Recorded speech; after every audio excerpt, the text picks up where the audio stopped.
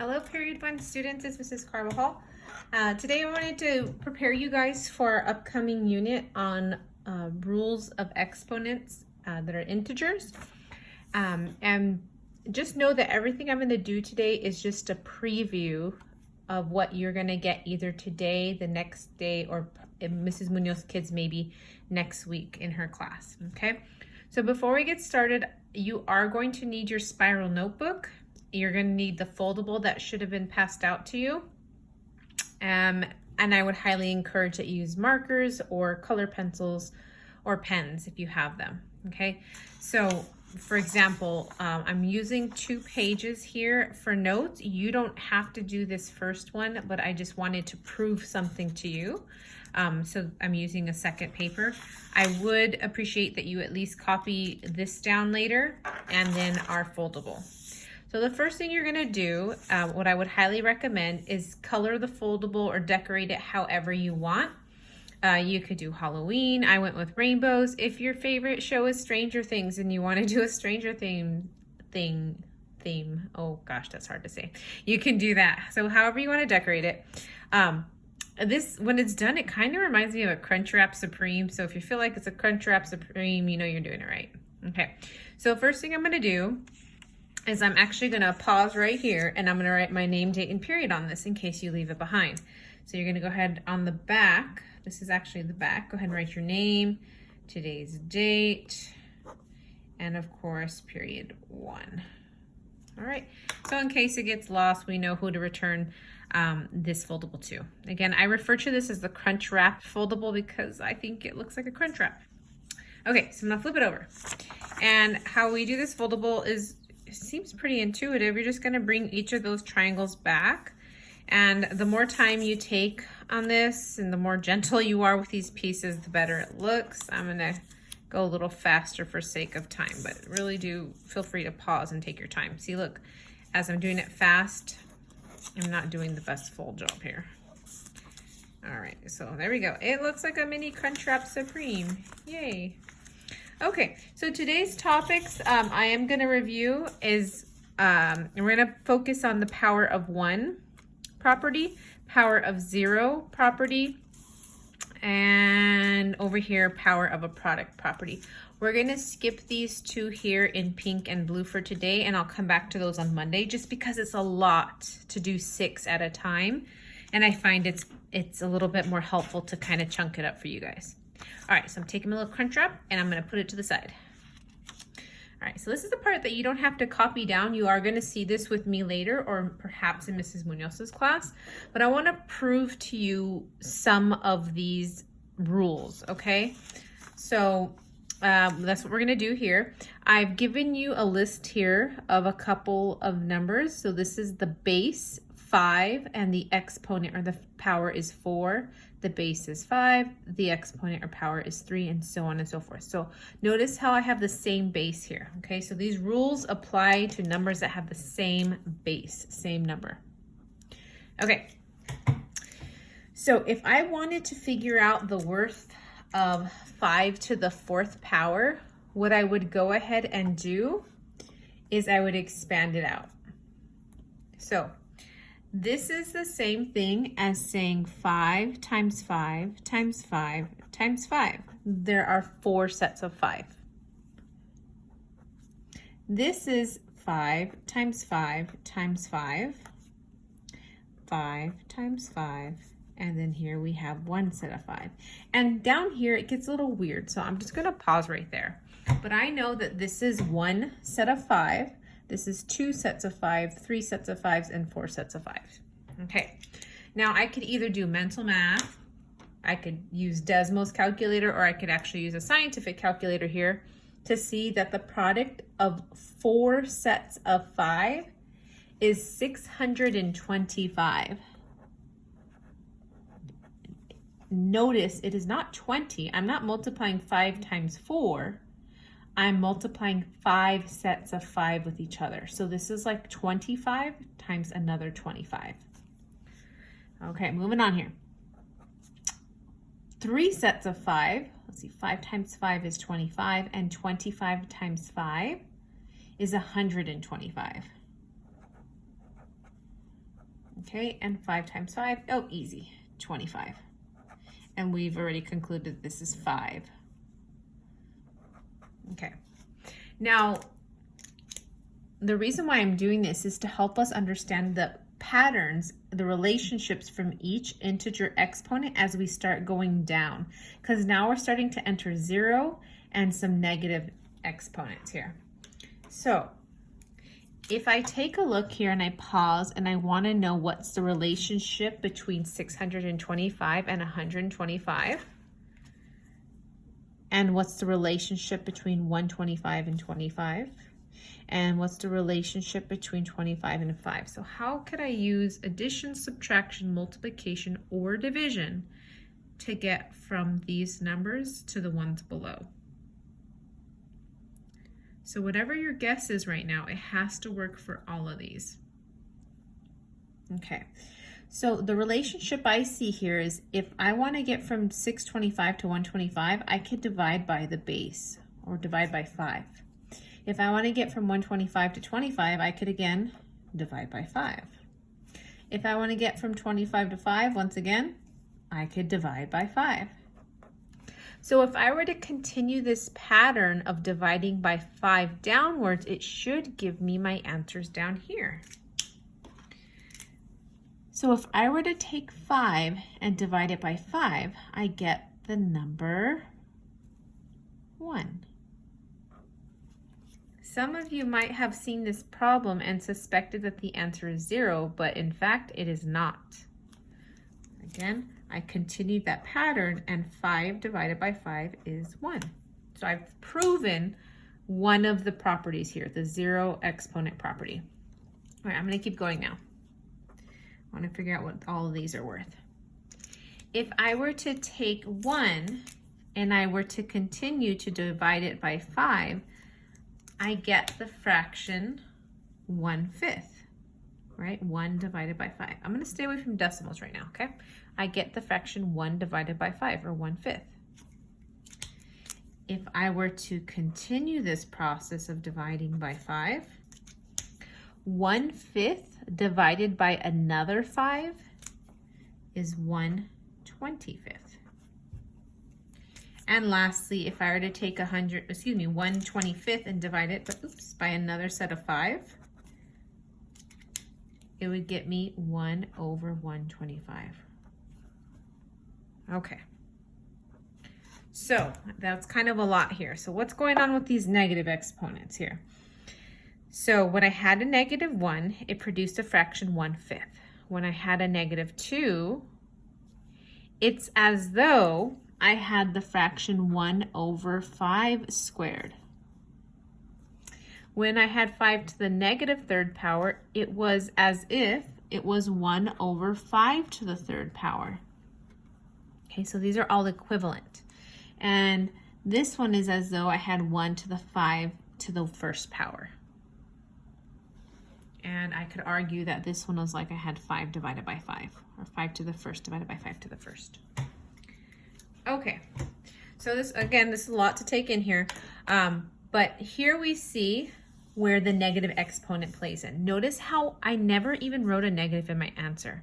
So whatever mathematician did this, who came up with this rule, just used a negative to represent a rule. It has nothing to do with being negative. In fact, I had an 8th grader a couple years ago who saw this negative symbol as a fraction bar. So anytime you see a negative exponent, think of it as turning into a fraction. Okay, so I hope that helps you a little bit. I know those negatives can be a little bit more challenging. Okay, so what I'm going to go ahead and do is jump over here. I'm going to go jump to power of 1 product. Now what happened when 5 was to the power of 1? It was just that number 5. Okay, so I'm going to come over here to my foldable and I'm going to remind myself. Where's my yellow pen? Okay, here we go. I'm going to remind myself that any number raised to the 1st power will always equal the base. Okay, look at my beautiful glare there. Okay, and in this case, because we're talking about algebra here, let's just use the letter A. But again, if this was 5 to the first power, it would be 5. If it was 7 to the first power, it would be 7. A million to the first power, it would be a million. Okay, it just keeps its base. Okay, I'm going to turn my Crunchwrap Supreme and talk about property of 0. Once again, property of 0, we saw it here. 5 to the 0 power turned into 1. And I could give you a million examples of these, and truth be told, I'll be giving you some more examples later in period 2 and 6. Okay, so anytime you have to the 0 power, it always equals 1. That is the number 1 right there, okay? So it doesn't matter what it is. It could be A to the 0 power. It could be 5 to the 0 power. It could be smiley face to the 0 power. It will always be the answer 1. Okay, so we're nearly done here. I'm gonna go ahead and turn my Crunchwrap Supreme Foldable one more time here and go back to negative power. All right, so negative power has, you know, a weird definition here. But what we're gonna do is we could think of it as flipping the sign of the exponent and flipping the base. Or we could also call that taking the reciprocal. So I'm just gonna write the word reciprocal. Reciprocal, C-A-L, reciprocal. Reciprocal. And I'm gonna write the word positive. Positive or opposite exponent or power, okay? So if it started off as a number to the negative exponent, what that's saying is write it as a fraction, or we call that take the reciprocal, and write it as a positive exponent. I cannot stress that out enough. It has nothing to do with the negative. It's a very deceiving name. It's a very deceiving symbol. Nothing about our answer will be negative. Okay. And our last one, last easy one. We're gonna hang out in the purple section here called power of a product. And power of a product states that we're simply gonna keep the base. My purple pen here. Let me go ahead and keep the base and add the exponents. And if you're like, what are you talking about? It's because I haven't given you an example of one yet, and I'll show you in just a moment. So what we would do in this case, anytime we have a number that's the same base and it's risen to a power and we multiply it by the same base to a power, all you have to do is add the exponents. So we're gonna keep that base, whatever it is, and we're simply gonna add those exponents, whatever they happen to be. Okay, so notes are kind of done. Crunchwrap Supreme is done for today. We'll continue that on Monday. And, ooh, sorry about that. I'm gonna go to my example. So this is where you definitely wanna pause the video to actually write down power of 0 property and all those little titles there. Okay, so once again, any number raised to the 0 power will always be the number 1. So I just gave you 2 quick examples here. 7 to the 0 power equals 1, done. 100 to the 0 power equals 1, done. Infinity, any number to the 0 power is equal to 1. So let that be an easy one, okay? Power of 1 property. Power of 1 property, like I mentioned, says you just always equal the base. So if the base was 8, for instance, the answer is 8. Again, you're just simply keeping the base. In this case, it would be 21. Again, the tough one here, negative power property. Whatever the value was, so 3 to the negative 4, we're going to take the reciprocal. So it used to be 3 over 1. We're now going to call it 1 over 3. And we're going to raise it to the positive power. These are tricky because there's 4 ways of representing the answer. I could write this as 3 to the negative 4. I could write this as 1 over 3 to the 4th. I could write it as 1 over 3 times 3 times 3 times 3. And I know that 3 times 3, 9, times 3 is 27, times 3 is 81. So I could also represent this as 1 over 81. Okay, so just really be careful if you ever come across a problem and they're like, which of the following is equivalent to, you know, one of these? You can select up to 3 answers because they are all equivalent. I'm going to draw a line between these 2 examples here.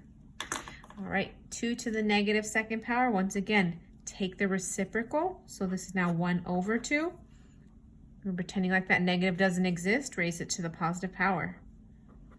If you were to expand it out, this means 1 over 2 times 2. Okay, and we know what 2 times 2 is. You could also call this 1/4 or 1/4. Oops, there we go. Okay, so there are 4 ways of writing the same thing, so just be really careful with those. And the last one, I didn't get a chance to show you an example of earlier, power of a product property. This is like saying you have 2 to the 1st times 2 times 2, right, that's 2 to the 2nd power, times 2 times 2 times 2. What is that worth? Just simply add your bases together. I have 1 base, 2, and 3. So 1 plus 2 is 3. 3 plus 3 more is 6. This is equal to 2 to the 6th power. Okay.